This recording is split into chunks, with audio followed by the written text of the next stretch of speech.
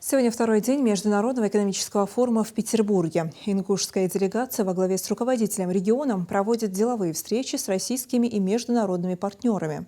Сегодняшний день для главы республики начался с интервью информационным агентствам и федеральным СМИ. Махмуд Али Калиматов рассказывает о достигнутых договоренностях в рамках форума. Напомню, накануне в рамках этого форума Ингушетия подписала соглашение о сотрудничестве с Российским университетом медицины и военно-космической академией имени Можайского. Об экономике региона, инвестициях и реализации нацпроектов Махмуд Али Калиматов рассказал в интервью телеканалу «Россия-24». Махмуд Али Макшарипович, я вас приветствую. Я уверен, что у вас тоже насыщенная программа на форуме. Вы не могли бы нам рассказать подробнее об этом? Сегодня не то что подведение итогов, а посмотреть, насколько мы идем правильно. Второе, где мы отстаем, где у нас можно немножко нагнать, перегнать. Поэтому сама республика, сегодня мы стабильно развиваемся. Вот в действительности и отрасли, и промышленности, сельскохозяйства, и очень важно туризм. Сейчас мы очень серьезно, это как вот такой вот серьезный вопрос, который мы занялись. И буквально год-два у нас будут великолепные отели, даже пятизвездочных, в горах. Вот заложили капсулу. 1 июля будет открытие нового отеля. Пятизвездочного, прямо в горах. Цейлон называется. Кроме того, кемпинги, которые мы строим. И было такое года 3 назад. Мною предложено было, многие же там же горная гряда Кавказских хребет, и там села, малочисленные. И там выезжает же молодежь. Бывает, дома стоят очень добротные, хорошие. Мы придумали гостевые дома. Мы начали там с 10-12.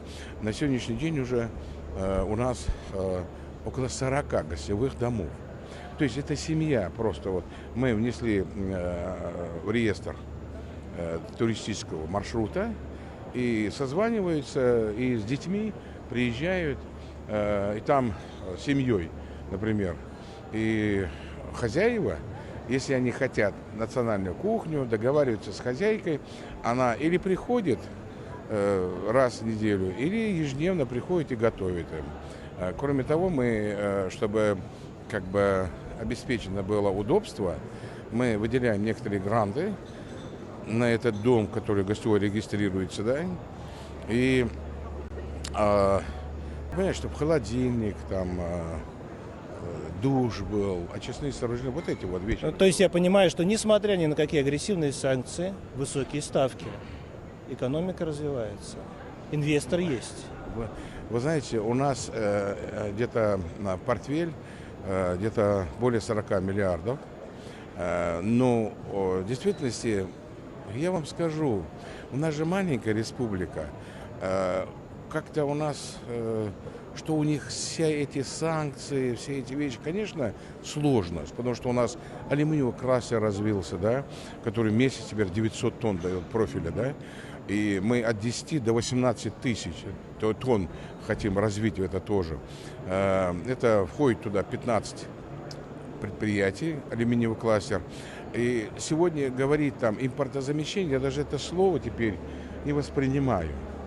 Потому что у нас такая возможность есть. Я полагаю, у нас свое развитие. Свое развитие. Республика, конечно, у нас таких масштабов нет, как там другие большие регионы. Приезжал к нам Рустам Нургалиев, Татарстан посещал республику, соглашение с ними подписали.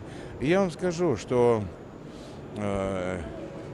вопросы, где там возникали, семенные вопросы, семена, да, тоже так получилось, что когда пришли к разбитому корыту-то, семенной фонд, мы сейчас стараемся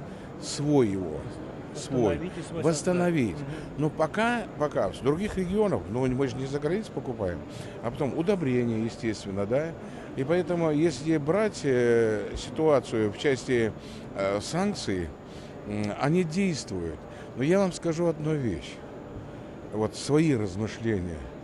Раньше они говорили, что у нас железный занавес. Помните, наверное, да, Антон? А сегодня, значит, у них. Они взяли железный занавес, повесили. Слушайте, да думаю, Сами слава тебе страдают. Господи. Слава тебе Господи. Понимаете, это хорошо. Теперь мы вместо того, чтобы покупать польскую картошку там или яблоки какие-то турецкие, мы теперь начали выращивать. У нас в прошлом году, сад-гигант у нас есть, 61 тысяча тонн заложено яблок.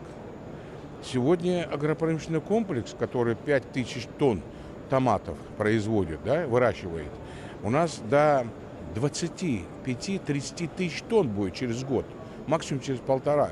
То есть мы развиваемся уже своими силами.